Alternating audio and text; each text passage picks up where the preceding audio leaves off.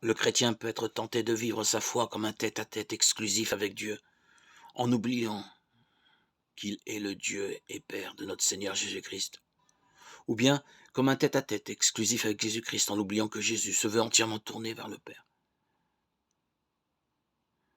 C'est pourquoi la prière est adressée au Père par le Fils dans l'Esprit. C'est un mouvement de l'âme qui se laisse mener par le souffle divin vers Dieu Père, qui se donne à son Fils, et qui par son Fils et par son Esprit se donne aux hommes. La logique de la prière chrétienne s'inscrit dans la vie. C'est l'amour fraternel, le désir de donner à son tour, de faire vivre. Croire en Dieu, d'après le Nouveau Testament, et croire en son amour inlassable pour chacun et pour tous. C'est croire en cet amour incarné en Jésus-Christ.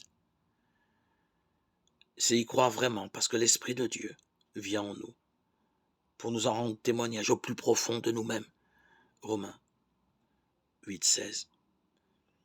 La vraie réponse à l'amour de Dieu pour nous requiert notre amour envers les hommes, notre bienveillance, notre pardon, le don de nous-mêmes pour Dieu et pour la vie des autres.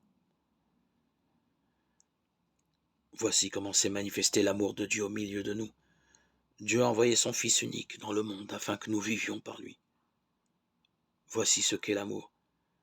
Ce n'est pas nous qui avons aimé Dieu, c'est lui qui nous a aimés et qui a envoyé son Fils. Mais bien aimés, si Dieu nous a aimés ainsi, nous devons nous aussi nous aimer les uns les autres. Dieu, nul ne l'a jamais contemplé. Si nous nous aimons les uns les autres, Dieu demeure en nous et son amour en nous est accompli. 1 Jean 4, 9, 12.